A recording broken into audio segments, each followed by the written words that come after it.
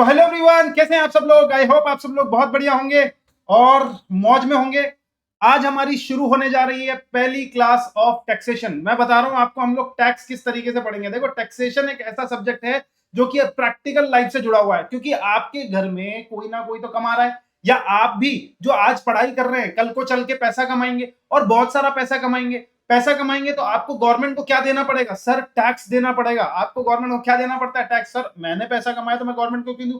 बेटा, गवर्नमेंट क्या करता है ना, टैक्सेशन के पैसों से वो पब्लिक एक्सपेंडिचर करता है। क्या करता है? वो पब्लिक का एक्सपेंडिचर करता है। तो यानी कि चलो ज्यादा शुरू हम लोग इस सब्जेक्ट के बारे में पहले तो इसको जान लो कि ये है क्या। ठीक है क्या? और मैं यहां पर किस तरीके से पढ़ाने वाला हूं, देखो ये पूरे के पूरे कलर नोट्स आपके चलेंगे। ठीक है, क्वेश्चंस बहुत सारे हम लोग यहां पर करेंगे, रैंडम क्वेश्चंस होंगे सारे के सारे, और आपको अलग अलग केस स्टडीज के बेसिस पे क्वेश्चंस आपको कराए जाएंगे। ठीक है ना? तो देखो यहाँ पर क्वेश्चन, देखो ये जो मैं क्वेश्चन लेके आया हूं आपके लिए, ये पूरा का पूरा क्वेश्चन जो है वो क्वेश्चन से भर के है सारे के सारे। यहाँ पर आपको प्रोविजंस कवर हो जाएंगे और अच्छे से आपको सारा कुछ टैक्स कैसे निकालना है वो आ जाएगा। बता रहा हूं, मास्टरी करा दूंगा आपकी इसमें।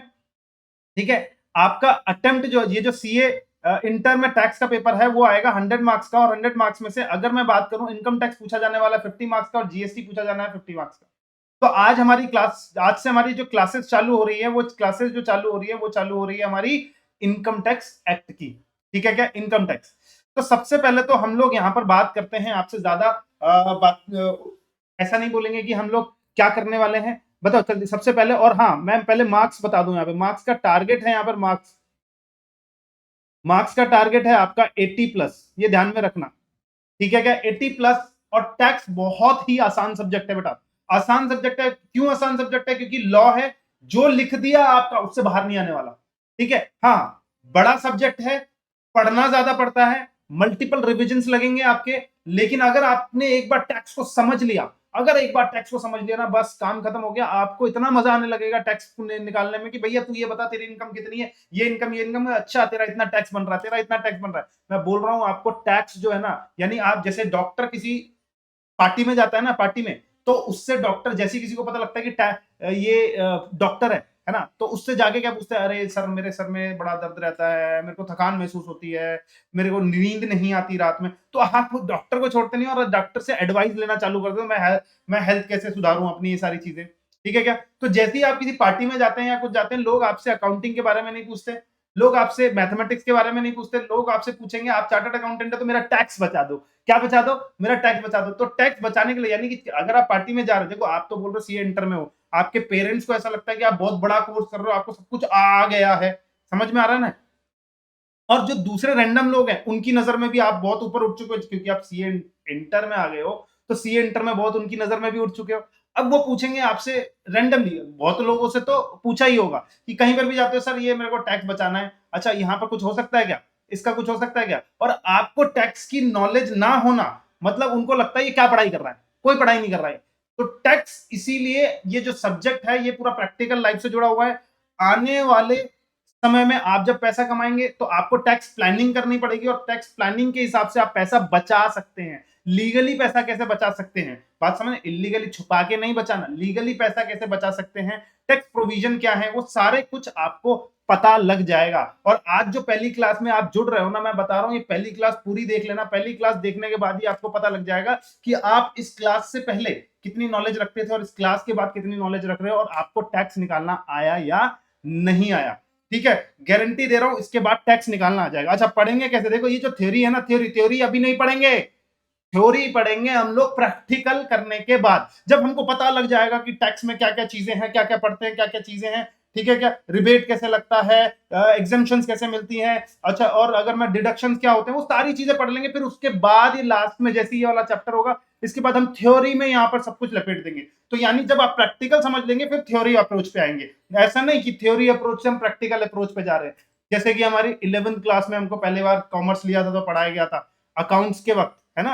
अकाउंट्स का टीचर ने पढ़ाया था, accounting is the art of recording, classifying, summarising in a significant manner and interpreting the result thereto. पता ही नहीं भाई अकाउंटिंग है क्या, क्या करना है, क्या डेबिट क्या क्रेडिट, कुछ नहीं पता, बट अकाउंटिंग की डेफिनेशन रटवा दी गई। ऐसा नहीं करना बेटा, ऐसा नहीं करना। मेरा अप्रोच हमेशा रहेगा क्या, पहले प्रैक्टिकल आपके दिमाग में ठूस दूंगा, पूरा भर दूंगा, फिर उसके बाद आप क्या पढ़ने वाले हो उसको आप पूरा थ्योरी में यहां पर जब एक बार देख लोगे तो आपके दिमाग में वो सारी चीजें सेट हो जाएंगी। बस आपको मल्टीपल रिविजन्स करनी है, और मल्टीपल रिविजन्स का लोड भी आपको नहीं दे रहा हूं। जैसे ही हमारा चैप्टर पूरा होगा, मैं यहां कमिट कर रहा हूं, इस चैप्टर का पूरा रिविजनरी वीडियो भी मेरे यूट्यूब चैनल पे आ जाएगा। अगर आप यूट्यूब चैनल पे देख रहे हैं तो जल्दी से इसको सब्सक्राइब कर लें। आने वाले टाइम में पूरी अपडेट्स आपको मिलेगी किस तरीके से आप इस इन चैप्टर को खत्म कर सकते हैं, मल्टीपल टाइम कैसे कर सकते हैं, क्योंकि क्वेश्चन आंसर्स के जो सेशंस है वो मैं प्रैक्टिकली बता रहा हूं आपको, यहीं पर लेने वाला हूं on YouTube, free of cost रहेगा क्वेश्चन आंसर सेशंस भी, और आपको लेक्चर्स भी फ्री में मिलने वाले हैं। तो जल्दी से मैं क्या बोल रहा हूं, सब्सक्राइब कर लो और ये पढ़ते जाओ। पहले तो आप पढ़ो, आराम से पढ़ो बेटा, और एक बात याद रखना, जैसे ही मैंने पढ़ा दिया एक बार जरूर से उसको रिवाइज कर लेना, ठीक है क्या।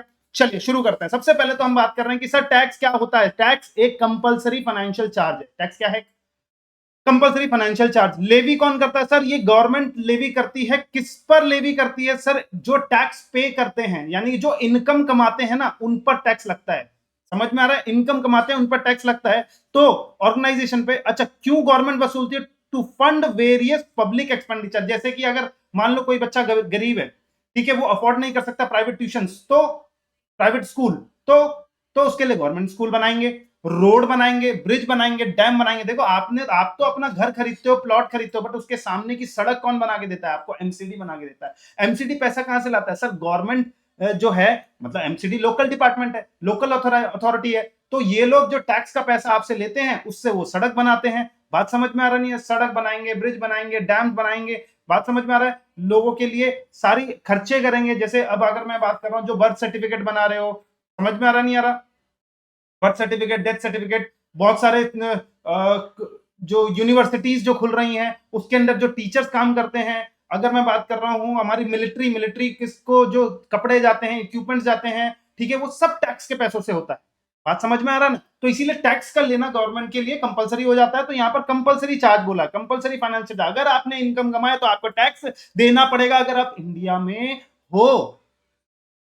सर बाहर भी टैक्स लगता है क्या? हाँ, बाहर भी टैक्स लगता है। सर यही वाला टैक्स लगता है क्या? नहीं भाई, वो उनकी कंट्री के हिसाब से लगता है। आपको इनकम टैक्स एक्ट, क्या बोल रहा हूं मैं, इनकम टैक्स एक्ट 1961 पढ़ना है, और इसके हिसाब से हमारा क्या लगाया जा रहा है? टैक्स लगाया जा रहा है।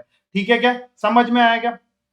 अच्छा, अब अगर मैं बात कर रहा हूं यहां पर किसके बारे में, देखते जाओ। अच्छा, टैक्स तो ये हो गया, ठीक ना। अब मैं यहां पर बोल रहा हूं कि टैक्स जो है वो कितने टाइप्स के होते हैं। टैक्स कितने टाइप के होते हैं? तो चलो आ जाओ, पहले ये जो थ्योरेटिकल चीजें हैं इसको ना पढ़ते हुए पहले मैं आपको प्रैक्टिकल ग्राउंड पे समझाता हूं। टैक्स होता क्या है, कौन कौन वसूलता है, किस किस को लगेगा टैक्स। तो देखिए सबसे पहले क्या बोल रहे हैं यहाँ पर लोग, टैक्स क्या है। अब जल्दी से कॉपी निकाल लेना बेटा। और यहां पर जो मैंने, अगर आप इसको YouTube पे देख रहे हो तो मैंने ये जो इंट्रोडक्टरी क्लास है इस पूरे का पूरा सब कुछ YouTube पे डाला हुआ है, ठीक है क्या। वहां पर आपको नोट्स भी अटैच कर दूंगा ये वाला, और आप वहां से जाकर ये क्वेश्चंस जो है वो सॉल्व कर सकते हैं। क्या करना है आपको, डाउनलोड करो पीडीएफ और उसको और पूरी हार्ड कॉपी निकालो, और हार्ड कॉपी निकाल के जो जो मैं यहाँ लिखवा रहा हूँ वो आप वहां पर मेंशन कर दो, ठीक है क्या।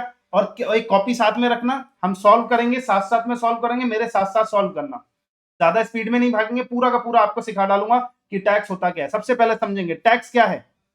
टैक्स सर एक डायरेक्ट टैक्स और एक होता है सर इनडायरेक्ट टैक्स, दो तरीके के। इसको हिंदी में बोला जाता है प्रत्यक्ष और अप्रत्यक्ष, ठीक है। डायरेक्ट टैक्स का मतलब क्या चीज हो गया? डायरेक्ट टैक्स मतलब इनकम टैक्स। क्या है हमारा? डायरेक्ट टैक्स मतलब इनकम टैक्स। जैसे कि अगर डायरेक्ट टैक्स का क्यों बोला गया, इनकम टैक्स क्यों बोल रहे हैं, एग्जांपल है इनकम टैक्स। जो इनकम है, यानी जब आप इनकम कमाते हो, मान लो किसी पर्सन ने 100 रुपए कमाए, और 100 रुपए में से गवर्नमेंट कहता है कि भैया मुझे 30 रुपीज आप एज अ टैक्स दे दो, तो आप पर बर्डन है कि आप गवर्नमेंट को दोगे। कौन गवर्नमेंट को देगा सर? आप इंडिविजुअल पर्सन। मान लो मिस्टर ए है और ए ने 100 रुपए कमाए, और 100 रुपए में से 30 रुपए गवर्नमेंट को दिए, और 70 रुपए इसके पास बच गए। 100 रुपए इसने कमाए थे सैलरी के तौर पे, मान लो बिजनेस के तौर पे, मान लो कैसे भी मान लो इसकी इनकम थी।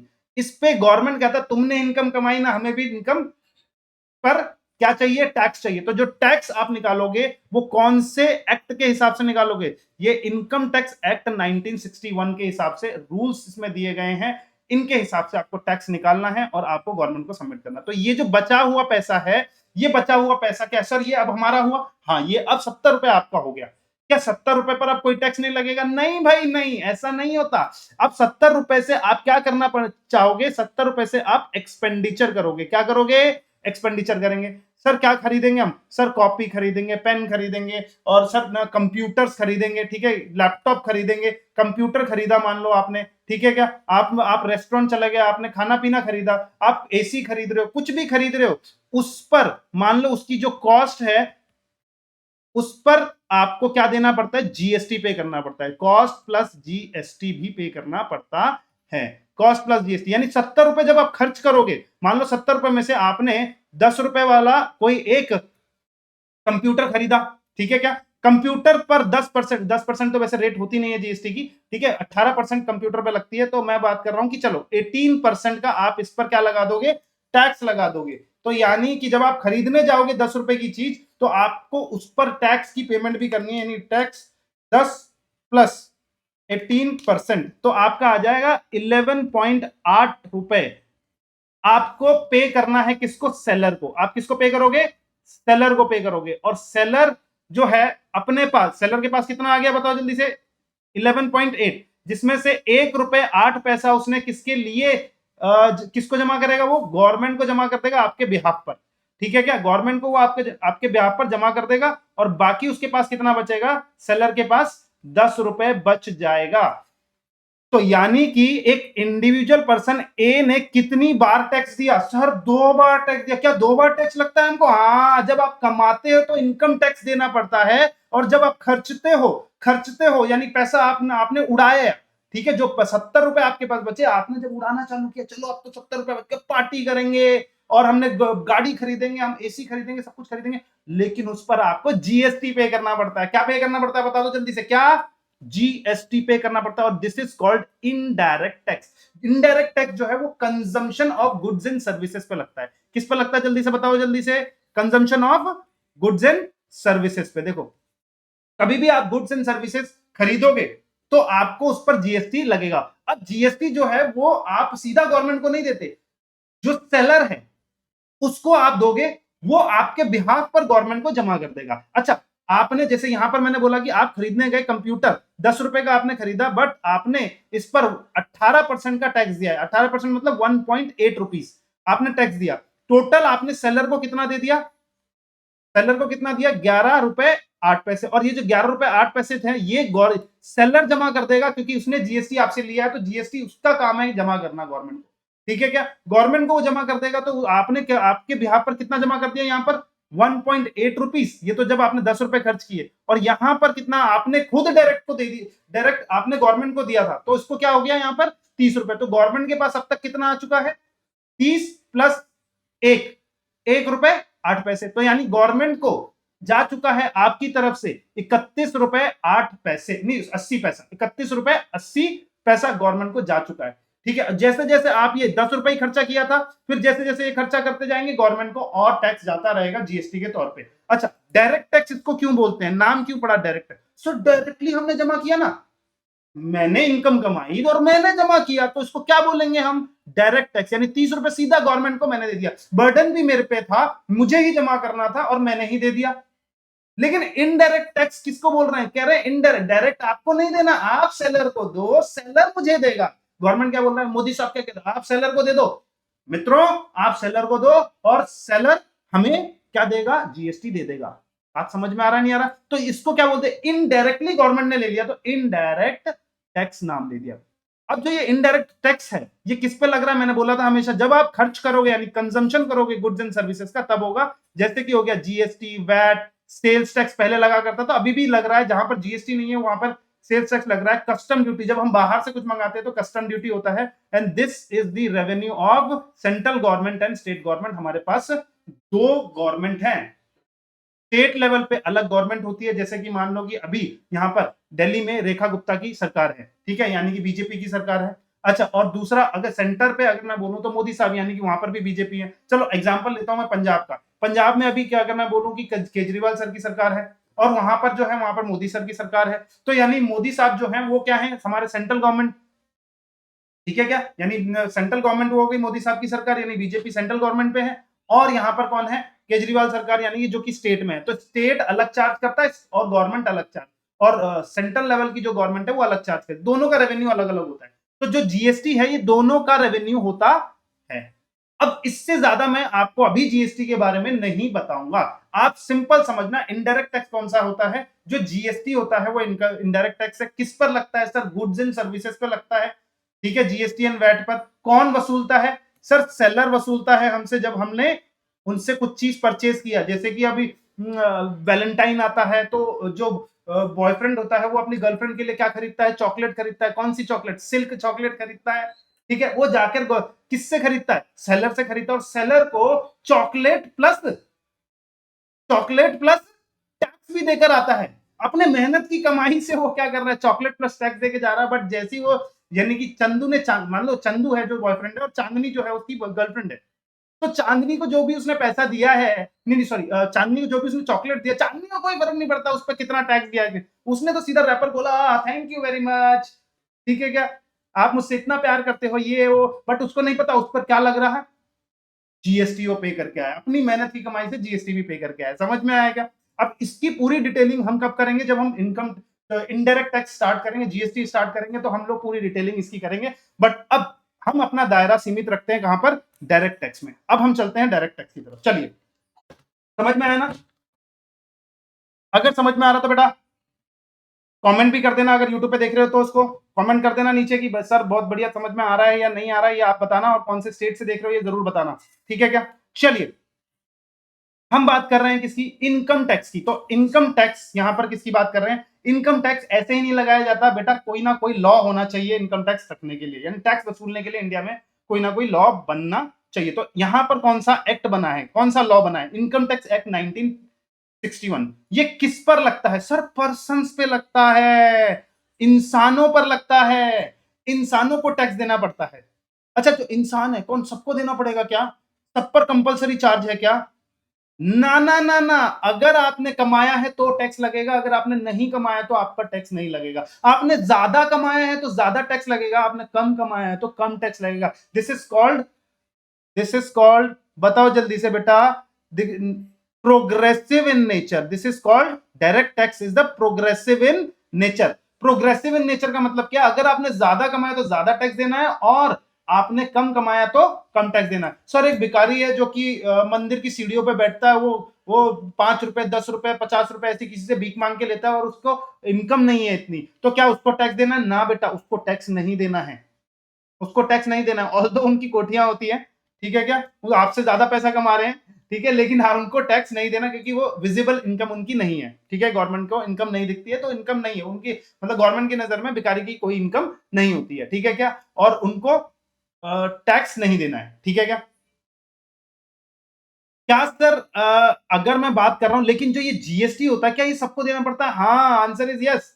अगर भिखारी ने आपसे 10 रुपए 50 रुपए लिए और उससे जाके उसने बिस्किट खाया, ठीक है क्या, अच्छा भिखारी आजकल बिस्कुट नहीं खा रहा है, वो क्या करता है, वो पीने का सामान लेता है ना, पीने का सामान लेता है, तो वो पीने का सामान पर भी क्या देता है, वो जीएसटी पे करके आ रहा है। तो क्या भिखारी को जीएसटी लग रहा है, हाँ जीएसटी लग, क्या इनकम टैक्स लग रहा है, इनकम टैक्स नहीं लग रहा, लेकिन उसको जीएसटी लग रहा है। जब भी वो खरीदेगा कुछ चीज तो उसको जीएसटी पे करना पड़ेगा, वो चॉकलेट खरीद रहा है, जीएसटी देना पड़ेगा। अपनी चांदनी के लिए उसने क्या खरीदा, मान लो कोई भिखारी है, उसने अपनी चांदनी के लिए क्या खरीदा, अपनी चांदनी के लिए क्या खरीदा, सिल्क चॉकलेट खरीदा, क्या उसको जीएसटी देना है, हाँ उसको जीएसटी देना है। तो समझना एक बात, आप जो जीएसटी है इनडायरेक्ट टैक्स है, वो हर व्यक्ति को देना, जब भी परचेज करेगा, चाहे कोई, इररिस्पेक्टिव ऑफ एनी पर्सन, चाहे आप, यानी कि अंबानी का बेटा है, सर वो चॉकलेट खरीदेगा कि ज्यादा पैसे देगा क्या, वो ना ना ना ना, वो भी सेम देगा। वो अगर मान लो 10 रुपए का अंबानी का बेटा कंप्यूटर खरीदता है तो उसको भी 1.5 रुपए, 1 रुपीज 1.80 पैसा जो है वो आपको जीएसटी देना, उसको भी जीएसटी देना है। और अगर कोई भिखारी का बच्चा खरीदेगा, भिखारी खरीदेगा, तो उसको भी उतना ही देना है।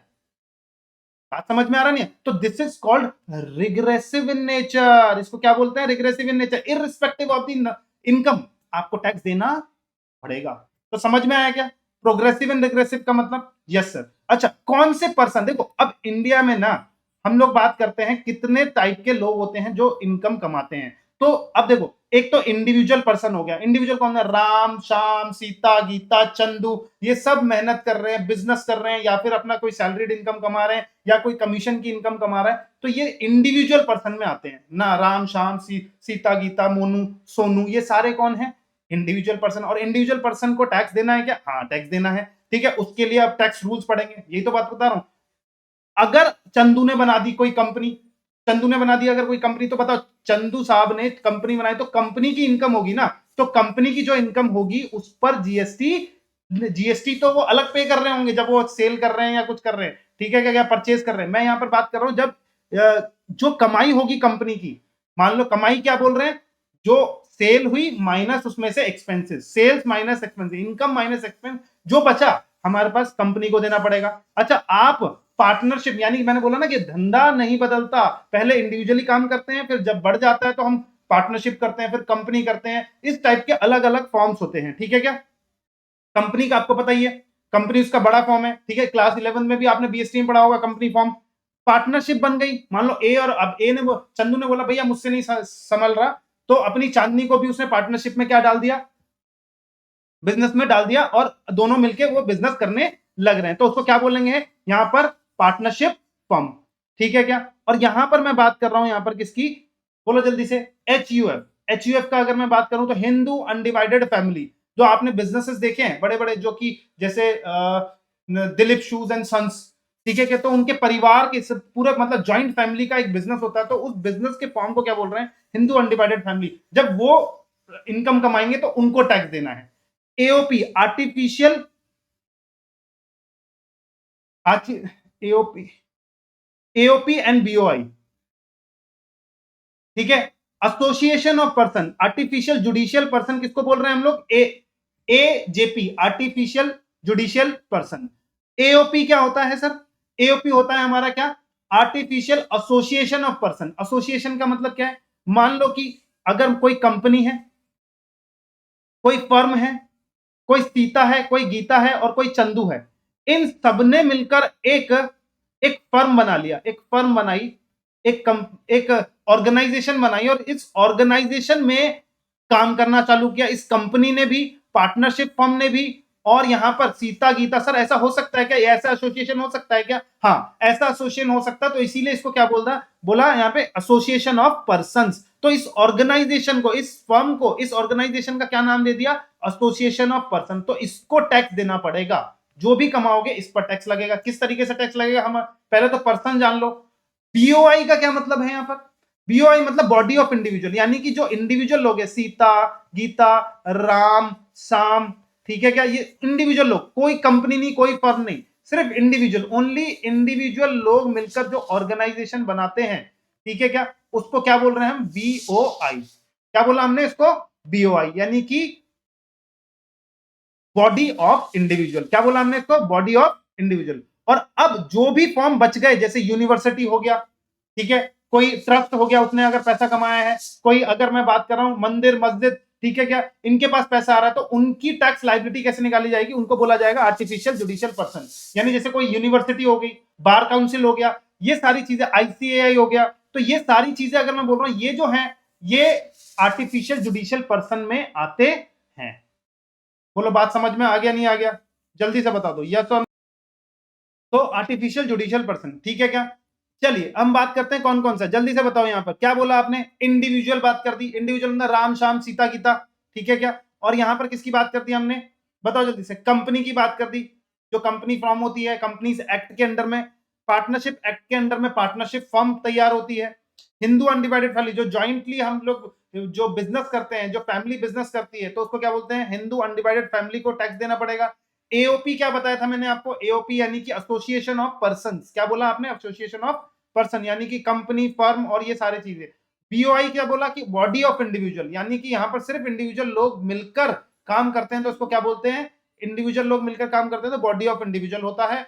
और बाकी अगर मैं बात करूं तो इसको क्या बोलेंगे, आर्टिफिशियल जुडिशियल पर्सन। अच्छा, इसकी डिटेलिंग कहां पर है, मैं क्या बोल रहा हूं आपको, मैंने जब यहां पर करवा दूंगा तो वहां पर आपको पढ़वा दूंगा मैं, ये सारी चीजें यहां पर आएंगी, और इन डिटेल में हम लोग यहां पर डेफिनेशंस में भी इसको कवर कर लेंगे। देखो देखो, हिंदू अनडिवाइडेड फैमिली क्या है, कंपनी क्या है, इंडियन कंपनी क्या है, ये सारी चीजें हम लोग, एओपी क्या है, बीओआई क्या है, लोकल अथॉरिटी यानी क्या है, आर्टिफिशियल जुडिशियल पर्सन क्या है, बताया था ना, जैसे हमने बोला था कि bar council, university, idols, deities, तो ये सारे जितने भी रह जाते हैं जो ऊपर नेचुरल पर्सन में से नहीं आते, वो सबको हमने आर्टिफिशियल जुडिशियल पर्सन, जहां पर लोग नहीं है यहाँ पर लोग हैं सारे, और जहां पर लोग नहीं है, बार काउंसिल ऑफ इंडिया, ठीक है क्या, यूनिवर्सिटीज हो गई, तो वो ओरिजिनल पर्सन है, तो इसीलिए नाम क्या दे दिया उसका, आर्टिफिशियल जुडिशियल पर्सन, ठीक है क्या, इनको टैक्स लगेंगे। तो ये सारे के सारे पर्सन होते हैं अंडर द डेफिनेशन, ठीक है, किसके किसके कौन से एक्ट में, इनकम टैक्स एक्ट 1961 में,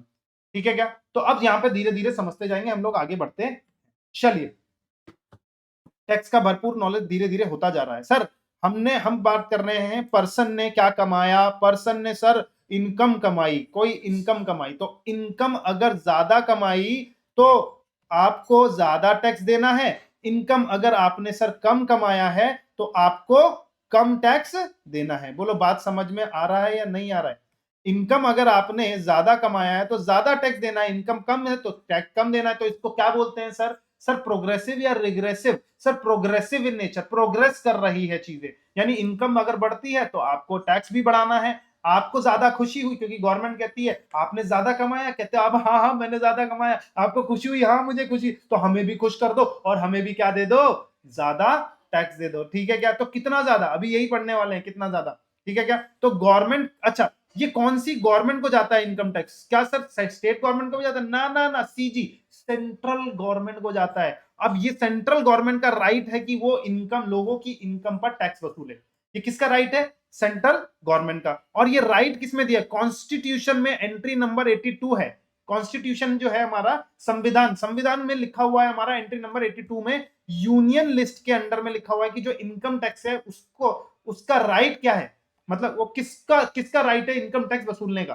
सर ये सेंट्रल गवर्नमेंट का राइट है, और सेंट्रल गवर्नमेंट यानी कि मोदी साहब को सीधा सीधा टैक्स जाता है। यानी आप जब इनकम पर कमाओगे तो आप किसको पे करोगे, आप हमारे मोदी साहब को पे करोगे। बोलो बात समझ में आया नहीं आया, यस सर हमें समझ में आ गया। चलिए हम एक एग्जांपल के तौर पे समझते हैं। एक पर्सन है आपका, आपने देखा तो होगा, मिस्टर टाइगर, ऐसा वाला टाइगर नहीं, ये वाला, ये जग्गू दादा, ए बच्चा है तू मेरा, बच्चा उसका बच्चा, ठीक है क्या, तू बच्चा है मेरा, लेकिन ये उसका असली बच्चा है, वो सबको बच्चा बच्चा कहता है, बच्चा है तू मेरा, वो बच्चा वैसा नहीं, वो ये वाला बच्चा है उसका, ठीक है क्या, ओनली, ऐसा नहीं कि उसका सब बच्चा है, ठीक है, बस उसके सामने सब बच्चा है ना, कमाई बहुत है तो सबको बोलता क्या कि बच्चा है तू मेरा, समझे क्या। तो चलो मिस्टर टाइगर की बात करते हैं, इसका काम क्या है भैया, ये बहुत ही उछल कूद करके कमाता है, पैसा कमाता है, बहुत पैसा कमाता है, कैसा कैसा पैसा कमाता है जरा देखेंगे। देखिए भैया, इनकम, हम किसकी बात कर रहे हैं, किसकी किसकी, जल्दी से बता दो, मिस्टर टाइगर की इनकम के बारे में बात कर रहे हैं। मिस्टर टाइगर का इनकम बताओ जल्दी से। सबसे पहले देखो, आप कहीं से भी पैसा कमाओ, आपकी इनकम होनी चाहिए, नंबर ऑफ रिसोर्सेज हो सकते हैं आप जहां से पैसा कमाते हो, तो मैं बोल रहा हूं यहां पर कुछ रिसोर्सेज मैंने ले लिए, मिस्टर टाइगर का पैसा कहां कहां से आता है। तो मान लो ये मिस्टर टाइगर जो है वो काम करता है कहीं पर जाकर, और वो 6 लाख रुपए साल का कमाता है, 6 लाख रुपए क्या है वो साल का कमाता है, ठीक है क्या। अच्छा आपको पहली बात, एक बात समझ में आएगा कि हम जब बात कर रहे हैं यहां पर कि टैक्स कैसे वसूला जाता है, तो टैक्स वसूलने के लिए ना यहां पर एक ईयर होता है। सर क्या हर महीने टैक्स देना, ना भैया, आपके घर पे नहीं आएंगे, पूरे ईयर, पूरे ईयर में, 1 ईयर में आप इनकम कमाओगे, इनकम कमाएंगे, और नेक्स्ट ईयर में, नेक्स्ट ईयर में हम उसका टैक्स भरेंगे एंड गवर्नमेंट को ब्यौरा देंगे, इसको बोलते हैं हम लोग रिटर्न। रिटर्न्स भी भर के खुद से देंगे कि भैया हम टैक्स कितना जमा कर रहे हैं और हमारी इनकम इस साल में कितनी हुई है, पिछले साल में हमारी इनकम कितनी हुई है, नेक्स्ट ईयर में हम उसका टैक्स देंगे। तो आपके लिए जो ईयर है अभी एग्जामिनेशन पर्पस के लिए कौन सा ईयर है, बता दो जल्दी से बेटा, 25 एंड 26, यानी कि 1 अप्रैल 2025 से लेके 31 मार्च 2026 तक आपने कोई भी अगर इनकम कमाई है, कौन सी इनकम कमाई है बेटा, कोई भी अगर इनकम कमाई है आपने, तो 25 से लेकर 31 मार्च 2026 तक, तो आपको कौन से ईयर में टैक्स देना है। नेक्स्ट ईयर कौन सा आता है बेटा, 26 एंड 27 आता है, 26 एंड 27 में आपको क्या देना है, उसको टैक्स देना। तो जो 26 एंड 27 का ईयर है उसको बोलते हैं हम असेसमेंट ईयर। क्या बोलते हैं बेटा, असेसमेंट ईयर। तो ए वाई यानी कि असेसमेंट, असेसमेंट का मतलब होता है कैलकुलेशन ऑफ टैक्स, असेस करना, टैक्स लाइबिलिटी जिस ईयर में कैलकुलेट होगी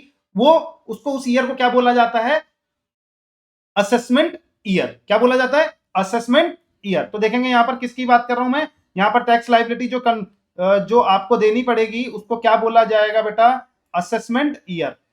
ठीक है क्या, तो जो अभी आपका करंट असेसमेंट ईयर चल रहा है, देखो ये रहा, ये रहा असेसमेंट ईयर। क्या बोल रहे हैं हम लोग, असेसमेंट ईयर। कितने पीरियड का मंथ होता है वो, 12 पीरियड का मंथ होता है, कमेंसिंग फ्रॉम 1 अप्रैल से of every year. 1 April of every year से खत्म हो जाएगा। ठीक है, जिस साल में हम लोग कंप्यूट करेंगे टैक्स को तो उसको बोलते हैं। और असेसमेंट का मतलब क्या हो जाएगा कि भाई असेसी, असेसी मतलब जिसको टैक्स देना है उसको क्या बोल देते हैं हम लोग इनकम टैक्स की नजर में, असेसी बोलते हैं उसको। ठीक है क्या, is determined by the assessing officer. Assessing officer मतलब इनकम टैक्स ऑफिसर को हम असेसिंग ऑफिसर बोलते हैं यहाँ पर। ठीक है क्या, और यहां पर असेसमेंट इंक्लूड्स री असेसमेंट। ठीक ना, तो अगर मैं बात कर रहा हूं यहां पर कि पर्सन को जिस ईयर में टैक्स देना होता है उसको क्या बोलते हैं, असेसमेंट ईयर। और जिस ईयर का टैक्स देना होता है उसको बोलते हैं प्रीवियस ईयर। क्या बोलते हैं बेटा उसको, प्रीवियस ईयर। यानी प्रीवियस ईयर हमारा कौन सा है, 25 एंड 26 हमारा होगा प्रीवियस ईयर। यानी कि आपकी कमाई किस ईयर में होगी, जल्दी से बताओ, जल्दी से, जो आप सॉल्व कर रहे हो, आपकी कमाई किस ईयर में है, 25 और 26 में आपकी कमाई होगी। और आपने उसका टैक्स कब जमा करना है, 26 एंड 27 में ड्यू डेट में। जैसे कि इंडिविजुअल के लिए होती है 31 ऑफ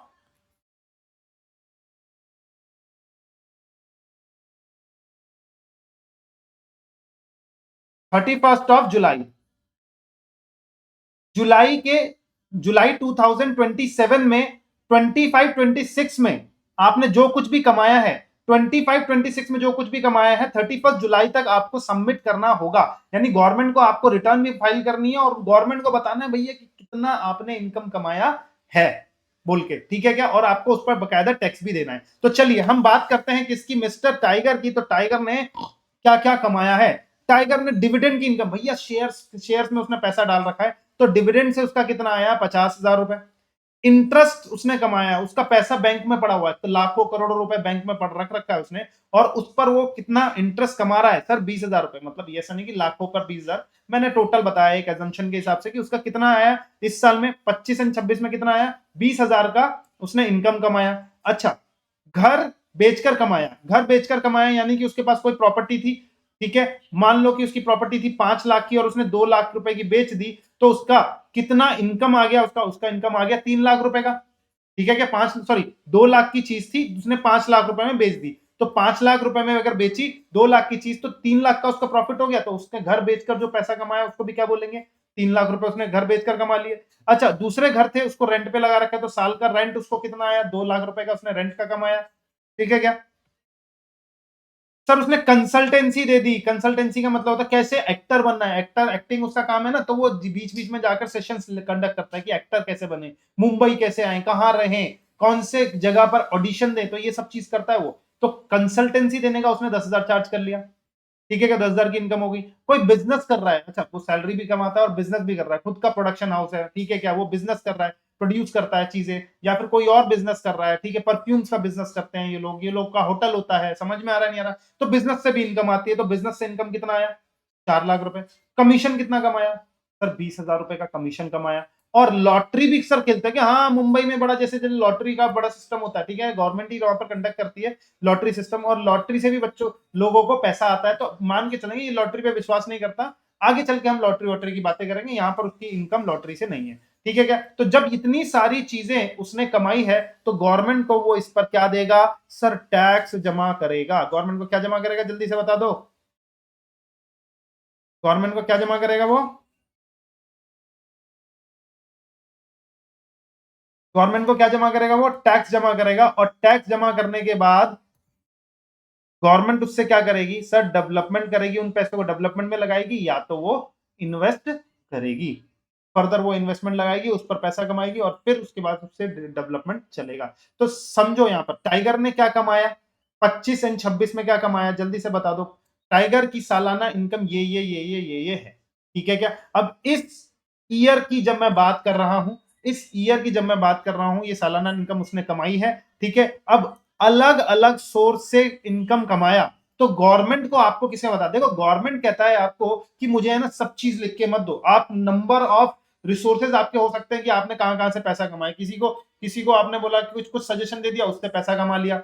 बात समझ में आया? तो कितने सारे नाम हो सकते हैं यहाँ पर, आपकी समझ में आ रहा है नहीं आ रहा है? कमाया तो अलग अलग रिसोर्स, अब गवर्नमेंट कहता है कि भैया तुम्हें अलग अलग नंबर ऑफ जान से आपने पैसा कमाया हो, मुझे मतलब नहीं है, मुझे 5 हेड्स बता दो और 5 हेड्स में अपनी सारी इनकम को बाइफरकेट कर दो।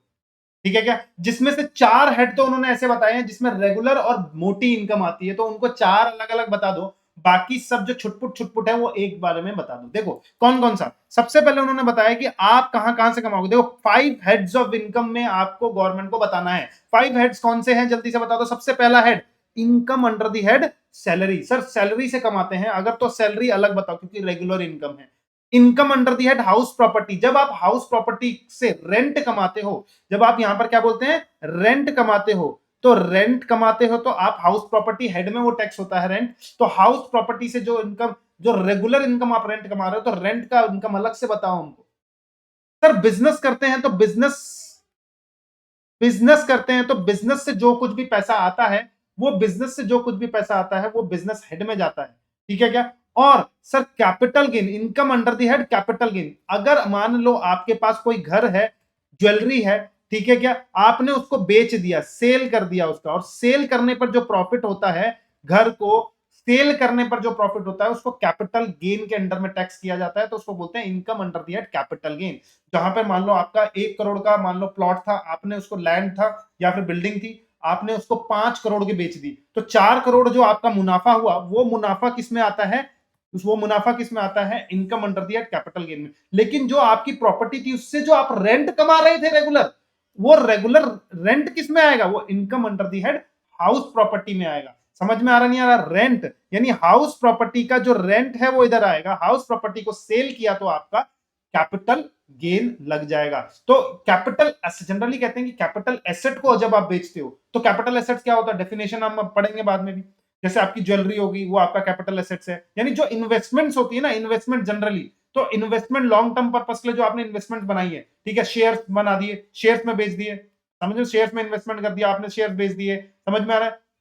आपने प्रॉपर्टी में इन्वेस्ट कर दिया, आपने म्यूचुअल फंड में इन्वेस्ट कर दिया, तो ये सब आप बहुत सुन रहे होंगे ये सब चीजें, ये सब जब आप बेचते हो और उसका जो प्रॉफिट आता है, उसका जो प्रॉफिट आता है सेल करके जब आप प्रॉफिट कमाते हो, तो वो यहां पर टैक्स होता है, income under the head capital gain. समझ में आया? और ये मोटा पैसा होता है इसीलिए अलग से बता रहे हैं उसको। तो यानी कि क्या बोला, सबसे पहले रेगुलर इनकम कौन कौन सी है आपकी, भाई income under the head salary, salary आप रेगुलर कमाते हो, हाउ रेंट भी आपको रेगुलर आता है, बिजनेस से आपको रेगुलर पैसा आता है, ठीक है क्या, और कैपिटल गेन पे आपका कभी कभी होता है बट मोटा पैसा होता है। तो इन चारों को अलग बताओ और बाकी सारे रिसोर्सेज को आप यहां पर लिख दो, income under the head other sources में बता दो। तो सबसे पहले तो हेड डिसाइड होने चाहिए आपके, क्योंकि हेड वाइज हम लोग पढ़ेंगे कि income under the head salary, salary पे पूरा एक चैप्टर है कि भैया क्या क्या क्या क्या क्या क्या मिला के सैलरी बनेगी, हाउस प्रॉपर्टी में कैलकुलेशन कैसे करनी है, समझ में आ रहा ना, उस पर पूरा एक चैप्टर है, इस पर पूरा एक बड़ा चैप्टर है, इस पर पूरा एक बड़ा चैप्टर है, इस पर पूरा एक बड़ा चैप्टर है, और बाकी छुटपुट चैप्टर से जो लिखे हुए। तो आपको समझ में आ रहा है सिलेबस क्या है आपका, क्या पढ़ना है आपको, कह रहे इन सभी इनकम को पहले निकालना आना चाहिए।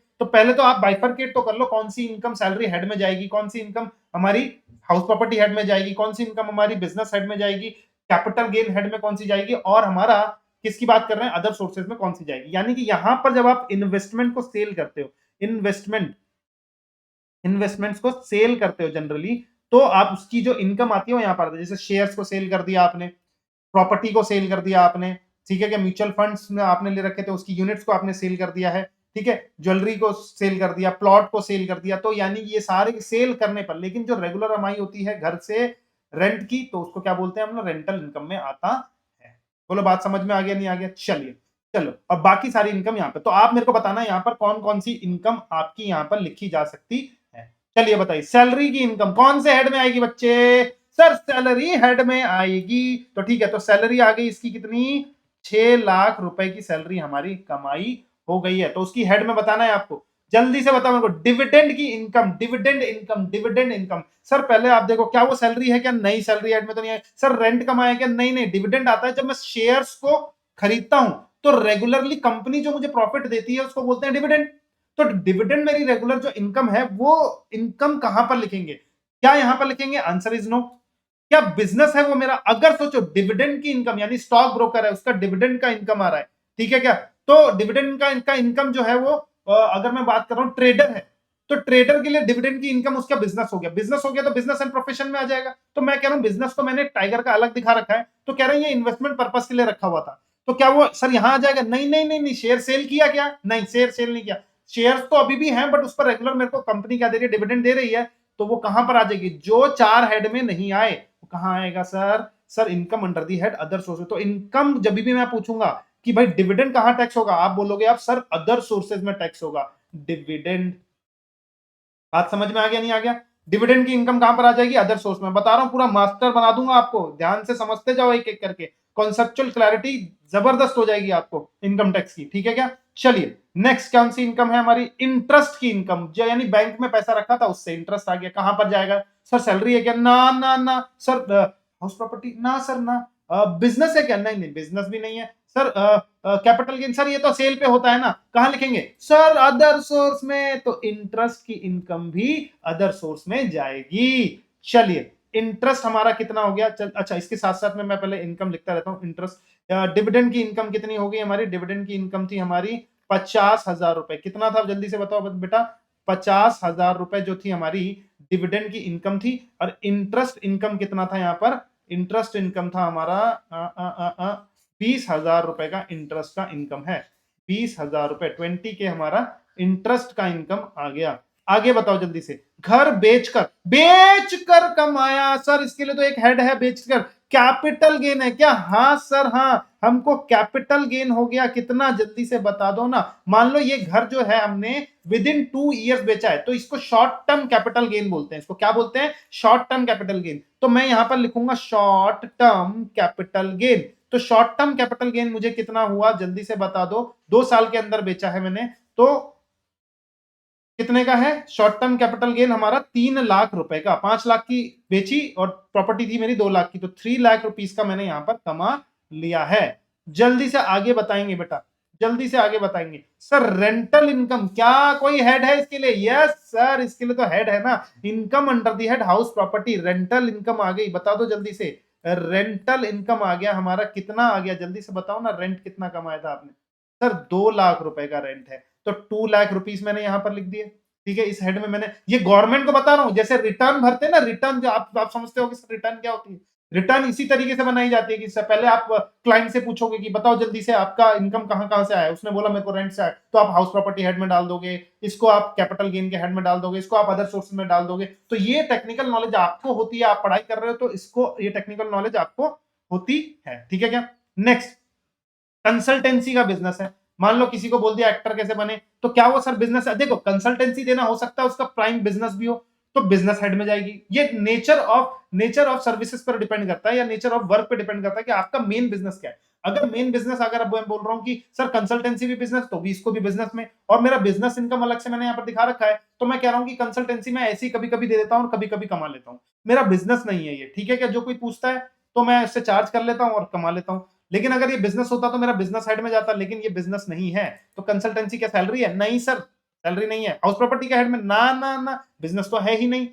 मैंने बता दिया, कंफर्म कर दिया। अच्छा, कैपिटल गेन में भी जाएगा, कहां जाएगा सर? ये जाएगा हमारा, बिल्कुल सही है, बिल्कुल सही जवाब, कंसल्टेंसी हमारी जाएगी यहां पर। कंसल्टेंसी से हमने कमा लिया अदर सोर्स में। अदर सोर्स में जल्दी से बता दो, कंसल्टेंसी बिजनेस हमारा 10K, यानी कि 10K आ गया। ठीक है क्या? अब 10K आने के बाद जल्दी से बता दो, 10K आने के बाद बिजनेस इनकम कितना है? बिजनेस इनकम जल्दी बताएंगे। बिजनेस इनकम, बिजनेस इनकम तो सब बिजनेस इनकम में ही जाएगी ना। यहां पर कितना है बोल दो ना? 4 लाख रुपए की बिजनेस इनकम हमने कमा ली है। बाकी इनकम कौन सी है? कमीशन। कमीशन कहां जाएगा सर? अगेन कमीशन यहां पर किसी में नहीं जाएगा। लेकिन अगर कमीशन आपका बिजनेस होता था, जैसे प्रॉपर्टी डीलर होता है, प्रॉपर्टी डीलर होता है ना, देखा है आप जब भी कोई प्रॉपर्टी खरीदने जाते हैं तो वो बताता है कि हाँ देखो ये जो क्या प्राइम लोकेशन है, क्या ऐसी ये ऐसी चीज है, फैसिलिटी आपको नहीं मिलेगी, ये वो करके आपको चिपका देता है कोई ना कोई एक फ्लैट, और फ्लैट पर आपसे कमीशन ले लेता है। बायर से भी लेता है, सेलर से भी लेता है। अगर वो उसका मेन बिजनेस है तो बिजनेस प्रोफेशन में जाएगा। लेकिन अगर आपने क्या बोला, कमीशन किसी दो पार्टी को ऐसी रैंडमली मिला दिया, और मतलब आपको बाय करनी थी कोई चीज, उसको सेल करनी थी, आपने रैंडमली उसको बता दिया, तो क्या हो गया यहां पर? आपने उसको और कमा लिया पैसा, तो क्या बोलेंगे हम उसको? जल्दी से बता दो, बोलो बोलो बोलो, क्या दे देंगे हम उसको यहां पर? क्या दे देंगे हम उसको यहां पर? यहां पर हम उसको देंगे कमीशन, और कमीशन उसका कौन से हेड में चला जाएगा, कभी कभी कमाया तो सर बिल्कुल सही है, कमीशन हमने यहाँ पर बोल दिया अदर सोर्सेस में चला जाएगा। बाकी लॉटरी है, लॉटरी भी अगर लगती तो कहां पर जाती सर, अदर सोर्सेस में ही जाती। ठीक है क्या, कितनी भी दुनिया जहान की इनकम यहां पर अगर नहीं आ रही है 4 हेड में, तो बाकी सारी हेड यहां पर जाएगी। तो बता दो यहां पर सैलरी में से कितना कमा लिया सर, 6 लाख रुपए कमा लिया। रेंट से कितना कमाया सर, 2 लाख रुपए कमाया। बिजनेस से कितना कमाया, 4 लाख रुपए कमाया सर। कैपिटल गेन से कितना कमाया, 3 लाख रुपए कमाया। और यहां पर कितना कमाया, यहां पर जल्दी से बताओ ना, अदर सोर्स की कितनी इनकम आई है हमारे पास, कुछ छोड़ दिया क्या अदर सोर्स में हमने बेटा? देखो डिविडेंड की इनकम अदर सोर्स की है, इंटरेस्ट की इनकम अदर सोर्स की है, कंसल्टेंसी 10,000 का था, कंसल्टेंसी लिख दिया गया 10,000, बिल्कुल कंसल्टेंसी लिख दिया सर। कमीशन छूट गया हमारा, कमीशन कमीशन छूट गया है, कंसल्टेंसी कमीशन छूट गया, तो कमीशन कितना आ गया, 20K आ गया है। तो 20K का मतलब हो गया ये कितना हो गया, जल्दी से बता दो, पूरा 50-50 1 लाख हो गया क्या, तो ये 1 लाख हो जाएगा।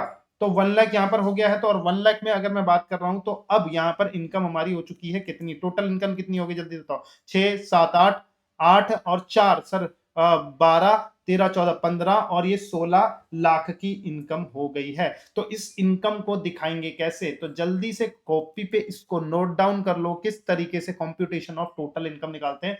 Total income of mister tiger की बात कर रहे हैं, टाइगर का टोटल इनकम किस तरीके से निकालेंगे, ये देखो यहां पर सैलरी से कितना कमाया सर, 6 लाख रुपए।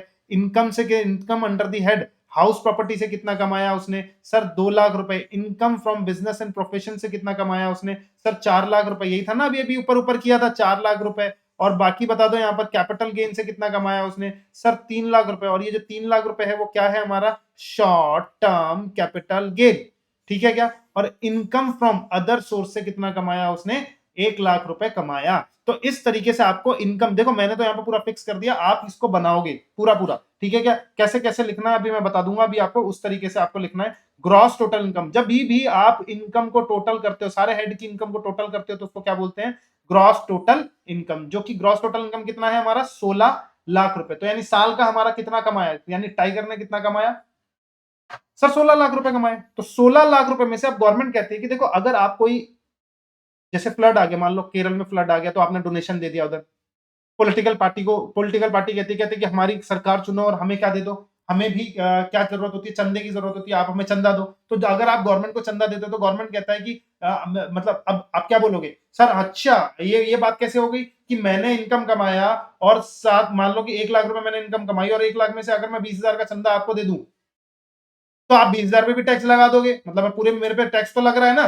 तो वो गवर्नमेंट कहती है ना ना ना ना, वो चिंता मत करो, जब आप 20,000 रुपए आप मुझे दोगे, तो मैं 20,000 पे टैक्स नहीं लगाएंगे। उसको बोलते हैं हम लोग deduction, deduction under the head 80C to 80। Certain expenditure अगर आपने किया या फिर आपने सर्टेन इन्वेस्टमेंट किया है, तो इस बेसिस पे आपको क्या मिल जाता है, यहां पर टैक्स में छूट मिल जाती है। यानी बोलते हैं कि आप पर उस इनकम पर टैक्स नहीं लगाया जाएगा जितना आपने इन्वेस्टमेंट या एक्सपेंडिचर किया। वो लिखा होगा 80C टू 80U में लिखा होता है वो।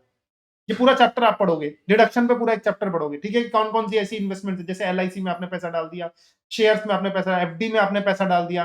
ठीक है क्या, समझ में आ रहा नहीं आ रहा, आपने हेल्थ इंश्योरेंस खरीदा, तो उसमें आपने पैसा डाला है, उसमें आपका खर्चा हुआ है, तो उस पर भी आपको छूट मिलती है। तो गवर्नमेंट आपको कई छूट देता है। ठीक है क्या, तो जो भी आपको छूट मिल रही है, जैसे मान लो कि हमने बोला कि 2 लाख रुपए की छूट मिली हमको, तो हमारा मेन टोटल टैक्सेबल इनकम कितना हो गया, इसको बोलते हैं हम टोटल इनकम, यानी कि टोटल टैक्सेबल इनकम, यानी इस पर हमारा टैक्स लगेगा। तो शुरू से बोलता हूं, सैलरी से कमाया, हाउस प्रॉपर्टी से कमाया, बिजनेस एंड प्रोफेशन से कमाया, ठीक है, कैपिटल गेन से कमाया, और ये सारी चीजें हमने कमाई है। तो यानी कि अगर मैं बात कर रहा हूं, तो आप कैसे बात करेंगे, देखो इधर सबसे पहले आप क्या लिखोगे, कंप्यूटेशन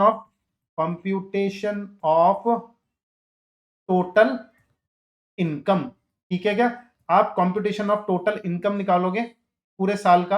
तो इनकम में क्या होता है, आप बोलोगे income under the head, income under the head सबसे पहले सैलरी, फिर इनकम अंडर दी हेड, इस तरीके से बनाएंगे आप, income under the head house property. Sir क्या ये सीक्वेंस कंपलसरी है, देखो सीक्वेंस कंपलसरी नहीं है, ऊपर नीचे हो सकता है, बट आप इस सीक्वेंस को फॉलो करना। ठीक है क्या, हाउस प्रॉपर्टी हेड और income under the head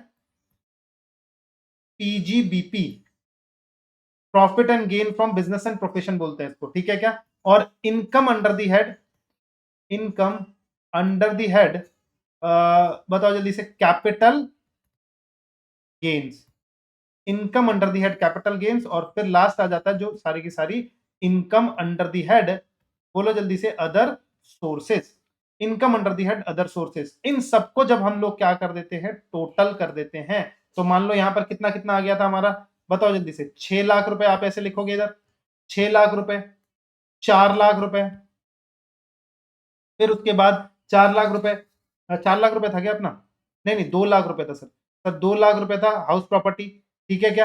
house property की इनकम 2 लाख रुपए थी, बिजनेस एंड प्रोफेशन की इनकम 4 लाख रुपए थी, कैपिटल गेन हमारा 3 लाख रुपए का था, और ये था हमारा 1 लाख रुपए का, ठीक है क्या। तो टोटल मिला के हमारा जो रुपए बना तो कितना आ गया, 6 लाख, पूरा टोटल मिला के 16 लाख बन गया था क्या, यस सर 16 लाख बन गया था, 6 7 8 8, 8 और 4 12 13 14 15 16, सर 16 लाख बन गया था। इसमें से क्या माइनस करते हैं हमेशा, डिडक्शन, डिडक्शन, डिडक्शन माइनस करेंगे under section 80C to 80U। Sir ये क्यों माइनस करते हैं, कुछ सर्टेन, देखो आपने इनकम कमाई बट आपने यूज नहीं किया ना अपने लिए, आपने कुछ सर्टेन एक्सपेंडिचर किया अपनी हेल्थ के लिए, ठीक है, वो खर्चा तो आपका जाएगा ही जाएगा, तो आपने उसको मतलब इंजॉय तो नहीं किया ना उस पैसे को, तो गवर्नमेंट कहती है चलो ठीक है, इस पर हम आपका इनकम टैक्स नहीं लगाएंगे। तो यानी कि उन्होंने 2 लाख रुपए एज एन इन्वेस्टमेंट और एक्सपेंडिचर किया एज पर दी लॉ, और इसके बाद हमारा उनका टैक्सेबल इनकम कितना निकल गया सर, 14 लाख रुपए का उनका टैक्सेबल इनकम निकल गया। इसको क्या बोलते हैं,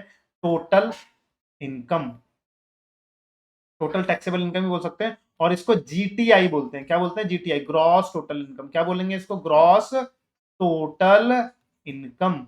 बोलो बात समझ में आया या नहीं आया, यस सर बात समझ में आ गई है। इसी तरीके से आप हेड्स बनाओगे और हेड्स के हिसाब से आप यहां पर चीजें करोगे, ठीक है क्या, ये हुआ समझ में आपको, यस सर। अब क्या करेंगे सर, इनकम हमने निकाल दी, तो अब इसके बाद आपको इनकम पर क्या निकालना पड़ेगा सर, टैक्स निकालना पड़ेगा। अब इनकम पर टैक्स, यानी कि यहां पर जो मैं बात कर रहा था मिस्टर टाइगर है, टाइगर एक इंडिविजुअल पर्सन है, क्या है, इंडिविजुअल पर्सन। तो इंडिविजुअल पर्सन के लिए टैक्स कैसे निकालना है, इंडिविजुअल पर्सन के लिए टैक्स कैसे निकालना है, ये आप निकालेंगे स्लैब रेट्स पर। पहले हम लोग जो पढ़ रहे हैं, अब इंडिविजुअल का टैक्सेशन पढ़ रहे हैं, देखो ज्यादा टैक्स जो आप समझने वाले हो वो किसका समझने वाले हो, इंडिविजुअल, क्योंकि इंडिविजुअल बंदा बहुत परेशान करता है। इंडिविजुअल कहता है मेरे पास इनकम है, कभी कम है कभी ज्यादा है, तो इसीलिए उनके लिए अलग अलग स्लैब रेट्स रखी गई हैं, ठीक है क्या, अभी देखेंगे आप, ठीक है, अलग अलग छूट रखी गई है, तो उसके लिए भी पढ़ना है आपको, ठीक है। तो इंडिविजुअल ज्यादा परेशान करता है, तो ज्यादा चीजें इंडिविजुअल की है, बाकी कंपनी के लिए और पार्टनरशिप फर्म के लिए, बाकी दूसरे लोगों के लिए बड़ा ही आसान टैक्स निकालना होता है, इसमें थोड़ा बहुत आपको समझना पड़ता है। देखो मैं फिर भी इसमें मास्टरी आपको करवा दूंगा, ठीक है क्या। अब इसके लिए आपको क्या पढ़ना है, इसके लिए आपको पढ़ना है स्लैब रेट्स। देखो यहां पर सबसे पहले मैं क्या बोल रहा हूं, अब पहले तो आप चूज करोगे कि सर टाइगर ने जो इनकम कमाई है, क्या बोला, टाइगर ने जो इनकम कमाई है उसके पास ऑप्शन क्या है। देखो इंडिया में ना अब 2 ऑप्शन चल रहे हैं, आपके पास एक न्यू टैक्स रिजीम के अंडर में टैक्स निकालने का ऑप्शन है, और एक ओल्ड टैक्स रिजीम के अंदर टैक्स निकालने का ऑप्शन है। अब आपके 2 ऑप्शन है, आपको ना जैसे ही आपने इनकम सिलेक्ट कर ली तो आपसे गवर्नमेंट पूछेगी आप दोनों में से कौन सा ऑप्शन चुनना चाहते हो, नया वाला ऑप्शन यानी न्यू टैक्स रिजीम, जिसको बोलते हैं हम new tax regime default under section 115 BAC, इसको क्या बोलेंगे, 115 बीएसी। तो जब भी डिफॉल्ट टैक्स यानी न्यू टैक्स रिजीम होता है और एक ओल्ड टैक्स रिजीम होता है, क्या होता है सर, देखो ओल्ड में जो हम पहले करते आ रहे थे ना, अमेंडमेंट हुए थे, पहले करते हुए आ रहे थे, किस तरीके से पहले चलता था वही वाला सेम आपको अब तक लग रखा है, ठीक है क्या। और आपको नए बेनिफिट्स दिए गए हैं नए टैक्स रिजीम में, बट कुछ बेनिफिट हटा दिए गए हैं। तो यानी कि नया जो बेनिफिट आया है, नया जो टैक्स रेट्स आए हैं, वो आपको चूज करना पड़ेगा। आप पहले जमाने में जो लगता था आप उसके हिसाब से जाना चाहते हो तो ओल्ड टैक्स, और अगर आप न्यू टैक्स, क्या सर ये हमारी मर्जी है, हाँ दोनों में से कोई सा भी चुनो। ओल्ड टैक्स में अलग रेट्स हैं और न्यू टैक्स में अलग स्लैब रेट्स हैं, जिसमें भी आपका बेनिफिट निकल रहा है दोनों के, सर हमें दोनों के हिसाब से टैक्स लगा के निकाल के देखना है, हाँ बेटा जब भी आप टैक्स भरोगे क्लाइंट का या फिर अपना टैक्स भरोगे तो दोनों के हिसाब से आप निकाल के देखो, और दोनों के हिसाब से जहां पर भी आपको कम लग रहा है उतना आप गवर्नमेंट को दे दो, वो वाला ऑप्शन चूज करके आप गवर्नमेंट को दे दो। तो पहले मैं ऑप्शन आपको क्या बताऊंगा, यानी गवर्नमेंट अगर क्वेश्चन लिखा हुआ है, देखो डिफॉल्ट टैक्स पहले चलता था क्या, ओल्ड टैक्स रिजीम, यहाँ पर बहुत सारे बेनिफिट्स थे, बहुत सारी चीजें थी, बट उन्होंने बोला कि इसको एक सेपरेट मैटर बना देते हैं, और हम लोग गवर्नमेंट सबसे ज्यादा प्रमोट किसको कर रही है, न्यू टैक्स रिजीम को प्रमोट कर रही है, इसलिए इसको डिफॉल्ट टैक्स बनाया है। यानी अगर आपने ऑप्शन सिलेक्ट नहीं किया तो आपका ऑटोमेटिकली क्या माना जाएगा, आपने कौन सा ऑप्शन चूज किया है, आपने न्यू टैक्स रिजीम चूज किया है 115 बीएसी। ठीक है क्या? तो मैं यहां पर क्या सिखाने वाला हूं, अब अभी आपको बताओ जल्दी से, न्यू टैक्स रिजीम हम देखेंगे। न्यू टैक्स रिजीम, बोलो बात समझ में आया नहीं आया? यस।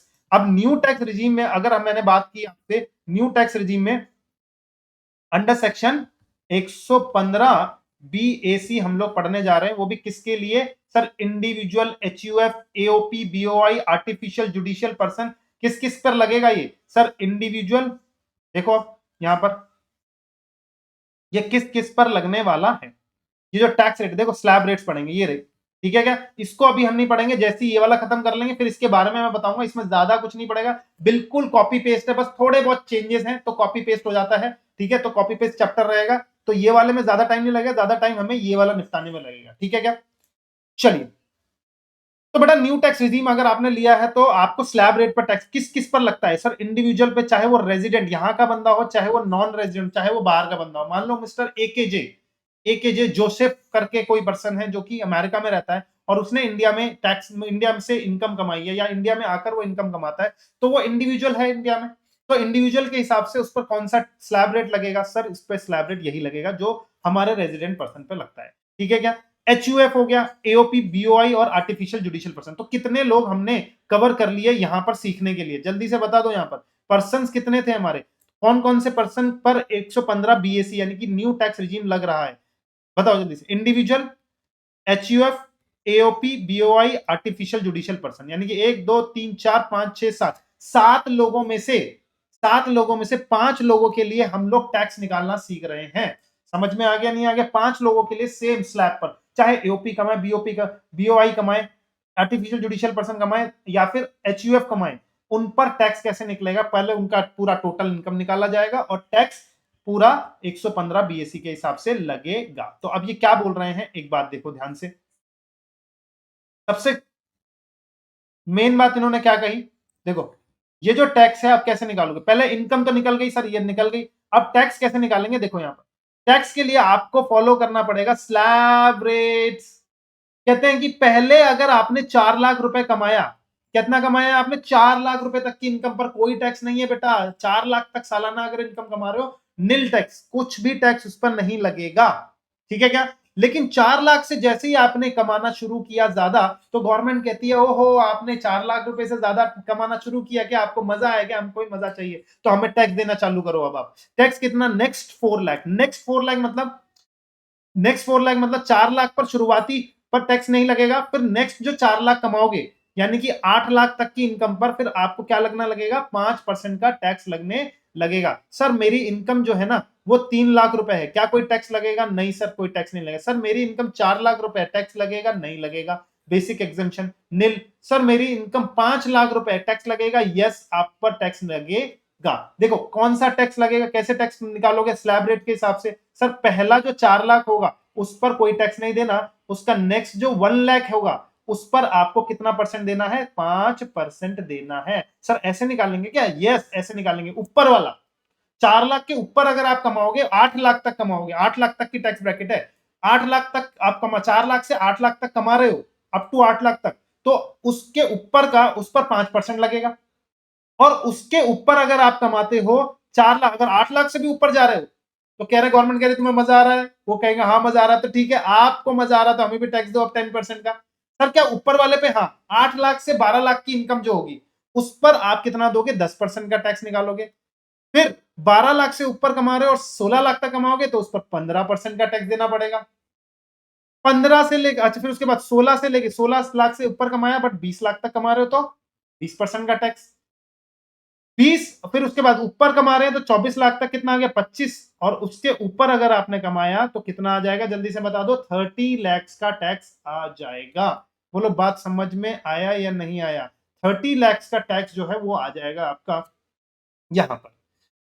कोई बात बता दो जल्दी से, समझ में आया या नहीं आया? यस सर हमारे समझ में आ चुका है, ये चीजें हमारे समझ में आ चुकी हैं।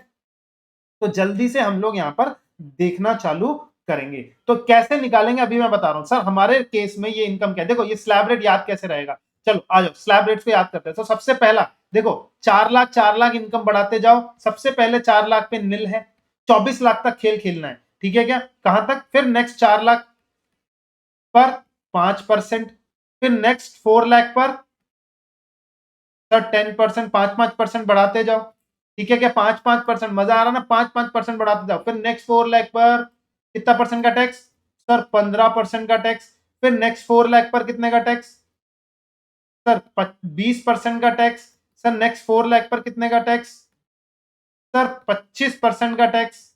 बस अब देख लो यहां पर कितने हो गए, 4, 4, 8, 4, 12, 16, 20, 24, 24 लाख तक की इनकम खत्म हो चुकी है। 24 लाख तक पर आपको क्या लगा दिया, 25%, और इससे ऊपर जो अगर आपने कमाया बैलेंस इसके ऊपर, यानी इसके ऊपर, यानी 24 लाख से ऊपर अगर आप कमाते हो तो उस पर आपको 30% का टैक्स देना पड़ता है। सर ये खत्म हो गया क्या, हाँ याद रहेगा कि 4-4 लाख बढ़ाते जाओ, 5-5% बढ़ाते जाओ, तो आपका कितना हो जाएगा यहाँ पर 30 लाख, यानी कितना हो जाएगा आपका 30% तक आप टैक्स कमा लोगे। बोलो बात समझ में आ गया नहीं आ गया, सॉरी 30% तक आपका टैक्स लग जाएगा। तो चलो हम कैलकुलेट करते हैं हम मिस्टर टाइगर की इनकम का। मिस्टर टाइगर जो हमने बात की थी अभी, टाइगर की कितनी इनकम थी सर, 16 लाख की इनकम थी, जिसमें से 2 लाख हमने इन्वेस्टमेंट कर दिया, तो चार हमारा बच गया कितना, 14 लाख रुपीज। कितना बच गया था जल्दी से बता दो, 14 लाख रुपीज बच गया। तो 14 लाख पर टैक्स कैसे निकालेंगे, तो जल्दी से देखेंगे। सबसे पहले 14 लाख तक टैक्स कैसे निकालेंगे, सबसे पहला 4 लाख पर जल्दी से बता दो मेरा क्या है, सर निल है, निल, कोई भी टैक्स नहीं लगेगा। फिर नेक्स्ट 4 लाख पर, नेक्स्ट 4 लाख पर, 4 लाख पर जल्दी बताओ जल्दी से, सर 5% लगेगा।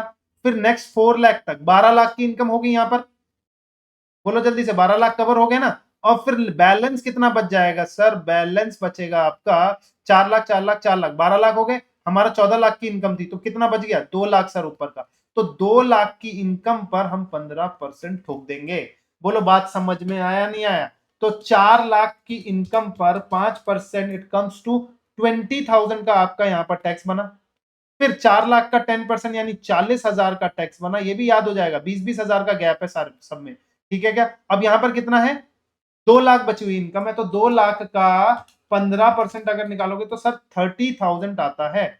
बोलो बात समझ में आ गया नहीं आ गया, 30,000 आ जाता है, तो सबको टोटल कर दोगे तो कितना आ जाएगा, 30,000 प्लस 40,000 प्लस 20,000 सर, तो टोटल मिला के ये 90,000 हमारा आ जाता है। बोलो बात समझ में आया या नहीं आया, यस सर 90,000। क्या सर इतना टैक्स देना है, ना ना ना ना, इतना टैक्स नहीं देना। क्या और कुछ देना है सर, यस। जभी भी फाइनल टैक्स यहां पर होगा, कोई भी व्यक्ति टैक्स देगा, तो टैक्स के बाद सरकार आपसे पूछती है, सरकार आपसे पूछती है कि जब पढ़ेगा इंडिया तभी तो बढ़ेगा इंडिया, ठीक है ना। लोग नाम सुना ना मित्रों, जब आप पढ़ोगे तभी तो, पढ़ना लिखना जरूरी है, तो पढ़ने लिखने के लिए हम हर एक व्यक्ति को प्रोत्साहित करेंगे, और आप हमको हेल्प करोगे, आप हमें हेल्प करो। बताओ मित्रों, सभी लोग पढ़े लिखे होने चाहिए या नहीं होने चाहिए, आपने कहा हाँ पढ़े लिखे होने चाहिए, तो सरकार ने कहा, मोदी साहब ने, तो लाओ फिर एजुकेशन टैक्स, ठीक है क्या, एजुकेशन सेस, यानी एजुकेशन सेस का मतलब क्या चीज हो गया, हायर एजुकेशन सेस, यानी कि आप पर क्या लगा दिया गया, हायर एजुकेशन सेस लगा दिया गया। यानी कि किसकी बात कर रहे हैं, एचईसी बोलते हैं, एचईसी यानी कि जो टैक्स पर कोई भी, सब सबको लगेगा, हाँ कोई भी व्यक्ति टैक्स देगा, उस पर जो टैक्स कैलकुलेट होगा, चाहे कैसे भी टैक्स कैलकुलेट हुआ, कितना भी टैक्स कैलकुलेट हुआ है, टैक्स कैलकुलेशन पर, अगर टैक्स कैलकुलेशन हुआ उस पर आपको क्या देना, 4% का आपको एक्स्ट्रा टैक्स देना है। 4% का एजुकेशन, यानी एजुकेशन के लिए आपको देना है गवर्नमेंट को, और गवर्नमेंट उससे एजुकेशन फैसिलिटीज को इंप्रूव करेगी इंडिया में, ठीक है क्या। तो 90,000 का 4% अगर करें तो 3600 रुपए होते हैं बेटा, तो 3600 रुपए और आपको गवर्नमेंट को देना है, और अब टोटल आपको देना है 90,000 ऐड कर दो तो 93,600 आपको गवर्नमेंट को देना है। तो टोटल मिला के आपको गवर्नमेंट को कितना पे करना, जल्दी से बता दो, 93,600 का पेमेंट आपको करना है। बोलो बात समझ में आ गई या नहीं आ गई, यस सर बात समझ में आ गई है, जल्दी से कमेंट बॉक्स पे लिख दो यस यस यस, ठीक है क्या? हमें बात समझ में आ चुकी है, जिससे मुझे पता लग जाए कि आपको बात समझ में आ चुकी है। तो ये आपने लिख लिया होगा, साथ साथ में लिखते रहना, या वीडियो को पॉज करके भी आप लिख सकते हो, मैं धीरे धीरे करवा रहा हूं। ठीक है क्या? तो आपको टोटल टैक्स कितना देना है, यानी कि टैक्स लाइबिलिटी आपकी कितनी है, 93,600। तो क्या ये गवर्नमेंट को पता था? नहीं बेटा, आप पर ये बर्डन डाला गया है कि आपको अपनी इनकम बतानी है और आपको ही अपना टैक्स खुद से निकालना। सर हमें तो ये समझ में आ जाएगा कि हम तो पढ़ लेंगे, हम तो अपना टैक्स खुद से निकाल लेंगे, लेकिन जो लोग अपना टैक्स खुद से नहीं निकाल सकते वो क्या, तो वो आपके पास आएंगे टैक्स निकलवाने के लिए। यही तो चार्टर्ड अकाउंटेंसी की खासियत है कि आपसे पूछेंगे टैक्स हमारा कैलकुलेट कर दो, टैक्स भर दो, तो आप क्या फोकट में काम करेंगे? नहीं सर, हम उनसे चार्ज कर, तो आप जब चार्ज करोगे उनसे पैसा, तो मोटा पैसा चार्ज करोगे। सर जो टैक्स दे रहा है, एक तो टैक्स दे रहा है और ऊपर से टैक्स भराने के लिए भी पैसा दे रहा है। हाँ, टैक्स भराने के लिए भी वो पैसा देगा, लेकिन आपको पैसा देने की जरूरत नहीं है। बोलो बात समझ में आ गया नहीं आ गया? यस सर, मजे आ गए क्या? देखो, इतना ज्यादा इनकम उतना ज्यादा टैक्स। बोलो सबसे पहले क्या हो गया, स्लैब रेट से टैक्स होगा। कौन कौन पर्सन है सर? इंडिविजुअल है, चाहे वो रेजिडेंट हो चाहे वो नॉन रेजिडेंट हो। Individual, HUF, AOP, BOI and artificial judicial person, इन सब पर क्या लगेगा जल्दी से बताओ? स्लैब रेट पर 115 BAC हम लोग लगा देंगे। बोलो बात समझ में आ गया या नहीं आ गया? यस सर, हमें समझ में आ चुका है। चलिए हम लोग आगे बढ़ते हैं। ठीक है क्या? चलिए देखिए यहां पर, तो यहां पर मैंने निकाल के ऑलरेडी दिखा रखा है आपको। देखो यहां पर कितना आ गया, 4 लाख पर अप टू 4 लाख पर नील आ गया। इसका 5% 20,000, इसका 10%, फिर बैलेंस जो हमारा 2 लाख था उसका 15% 30,000 आया। तो टोटल टोटल टैक्स कितना आ गया एज पर दी स्लैब रेट? 90,000। और लास्ट में HEC आपको जोड़ना है 4%। क्या सर ये सबको जोड़ना है? हाँ सबको जोड़ना है। एक बात याद रखना, HEC कब आएगा? जब आपका फाइनल टैक्स निकल जाएगा। फाइनल, अभी बीच बीच में कंपोनेंट जुड़ते जाएंगे। फाइनल टैक्स जब आपका निकल जाएगा कि इतना आपको गवर्नमेंट को देना है, तो उसके साथ आपको ना कुछ टिप देनी होती है गवर्नमेंट को, यानी जिसको हम बोलते हैं HEC। तो टिप के तौर पे आपको क्या देना है? HEC। चलो ठीक है, लोगों के लिए, भलाई के लिए करो, ठीक है, ये आपका, यानी कि टिप क्या, ये हमारी मर्जी है क्या? नहीं, देना ही पड़ेगा। HEC आपको देना ही पड़ेगा, 4% आपके टैक्स पर लगेगा। ठीक है क्या? तो मिस्टर टाइगर ने कमाए थे 14 लाख रुपीस, और 14 लाख पर उनको लीगली टैक्स कितना लगा? अगर बताओ जल्दी से, 93,600। तो इसको गवर्नमेंट को आपको जमा करना पड़ेगा। बोलो बात समझ में आ गया नहीं आ गया? यस सर, हमें समझ में आ चुका है। सर अगर हमारी इनकम, देखो एक और एग्जांपल लेते हैं हम लोग, एक और एग्जांपल लेते हैं, एग्जांपल नंबर 2। अगर मान लो हमारी जो इनकम है, टोटल इनकम, यानी कि ग्रॉस टोटल इनकम, आपको पता ही है सारे हेड्स को मिला के आती है ग्रॉस टोटल इनकम। तो ग्रॉस टोटल इनकम यानी सब सारे पांचों हेड को मिला के आई, मान लो हमारा आ गया सर 17 लैक्स, या फिर मान लो 30 लैक्स की इनकम हुई है हमको। कितने की इनकम हुई है जल्दी से बताओ? 30 लैक्स की इनकम हुई है। इसमें से हमने 80C टू 80U में, यानी कि डिडक्शन हमने ले लिया, डिडक्शन हमने ले लिया मान लो 2 लाख रुपए का, तो हमारा 28 लाख रुपए आ गया। कितना आ गया जल्दी से बताओ? 28 लाख रुपए। तो बेटा जी 28 लाख रुपए का आपका टोटल इनकम है। तो पहले तो आपको इनकम कैलकुलेट करना है, उसके बाद आपको टैक्स लायबिलिटी निकालनी है। तो टैक्स लायबिलिटी वाला चैप्टर ये पढ़ा रहा हूं मैं आपको। टैक्स लायबिलिटी आगे मैं टैक्स लायबिलिटी नहीं सिखाऊंगा, आगे मैं सिखाऊंगा इनकम कैसे निकालनी है। समझ में आया या नहीं आया? तो पहले जो मैं क्या बोल रहा हूं आपको, टैक्स लाइबिलिटी मैं यहाँ पर पूरा मास्टरी करवा रहा हूँ आपको। तो टैक्स लाइबिलिटी अच्छे से आप सीख लेना, ठीक है क्या? तो अब यहाँ पर कितनी इनकम है? 28 लाख की इनकम। तो 28 लाख की इनकम पर टैक्स कैसे निकलेगा जल्दी से बता दो? फर्स्ट 4 लाख पर सर नील है, नेक्स्ट 4 लाख पर, यानी 24 लाख तक बढ़ना है ना, नेक्स्ट 4 लाख पर सर 5%, फिर नेक्स्ट 4 लाख पर सर 10%, नेक्स्ट 4 लाख पर जल्दी से बताओ ना 15%, नेक्स्ट 4 लाख पर सर 20%, नेक्स्ट 4 लाख पर। कब तक चलता है ये? जब तक आप 25% के क्राइटेरिया पे नहीं पहुंच जाते। 25% के बाद आप बैलेंस बताना, बैलेंस कितना। देखो यहां तक जो 25% तक है, ये इनकम है हमारी 24 लाख की, 24 लाख की इनकम। तो बैलेंस कितना बच गया आपका? 30 कितना था हमारा जल्दी से बताओ? 28। 28 में से 24 माइनस करोगे सर, बच जाएंगे अगेन हमारे 4 लाख रुपए। तो 4 लाख रुपए हमारे, चलो इसको ना एक काम करते हैं, फिर वरना आपके लिए मोनोटोनस हो जाएगा। तो ये देख के 1 लाख है तो हमारा 29 लाख का इनकम हुआ, 29 लाख। तो यहाँ पे 29 हुआ तो यहाँ पे 5 लाख बच गया। ठीक है, कितना? 5 लाख बच गया है। तो 5 जितना भी बच जाए 5 लाख। सर अगर हमारी 30 लाख की इनकम होती तो सर हमारा 6 लाख बचता, तो 6 लाख आता। सर हमारा 50 लाख का इनकम होता तो 24 50 में से आप 24 माइनस कर दो तो बैलेंस यहाँ पे 26 लाख पर, तो 26 लाख पर आपका 30% निकल जाता। बोलो बात समझ में आ रहा है या नहीं आ रहा है? यस सर हमें आ गया। यानी बैलेंस जो है आपको यहाँ पर लिख देना है 24 लाख के बाद आपको बैलेंस लिखना है किस पर? ऊपर की सारी इनकम पर, 50 लाख तक की इनकम पर आपको क्या लगेगा? यहाँ पर 5 लाख आ गया, 5 लाख का 30%। तो जल्दी से बता दो यहाँ पर कितना आ गया? 20,000। फिर यहाँ पर 40,000 आया बेटा, यहाँ पर कितना आ जाएगा? 60,000। जैसे ही आपका 24 लाख तक से ऊपर इनकम है तो मजे की बात क्या है, आप 20-20 हजार रुपए यहाँ पर टैक्स बढ़ा सकते हैं। ठीक है क्या? देखो यहाँ पर 4 लाख का 20% कितना होता है? 80,000। तो 20,000 फिर बढ़ गए, फिर 20,000 यानी कि 1 लाख, यानी कि 4 लाख का 25% होता है 1 लाख रुपए। और फिर इसके बाद आ जाएगा यहाँ पर, अब ये आपको निकालना पड़ेगा 5 लाख का 30% कितना आ गया? 1.5 लाख रुपए। कितना आ गया बेटा? 1.5 लाख रुपए। तो 1.5 लाख रुपए अगर आपका आ जाता है तो 1.5 lakh plus 1 lakh plus 80,000 plus 60,000 plus 40,000 plus 20,000, तो ये मिल जाता है आपका 4,10,000 रुपए। कितना आता है बेटा? 4,10,000 रुपए। ठीक है क्या? तो जब मैं यहां पर बता रहा हूं आपको 4,10,000 रुपए आता है तो ये है। कोई बात समझ में आ गया नहीं आ गया?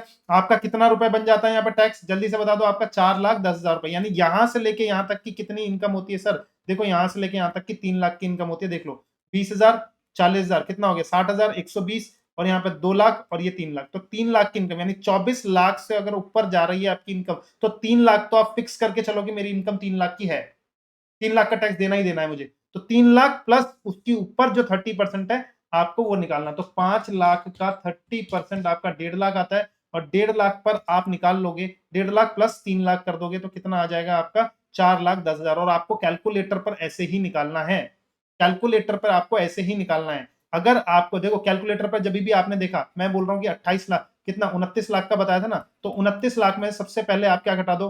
29 लाख में से आप घटा दो 24 लाख रुपए घटाओ। तो 24 लाख घटाए तो हमें बचा कितना? 5 लाख रुपए। और 5 लाख रुपए का कितना परसेंट निकाल दोगे आप? 30%। इट कम्स टू 1.5 लाख रुपए आ जाएगा कैलकुलेटर पर। और इस पर आप जोड़ देना 3 लाख रुपए कैलकुलेटर पर और जोड़ दो। 3 लाख रुपए आप कैलकुलेटर पर जोड़ दो।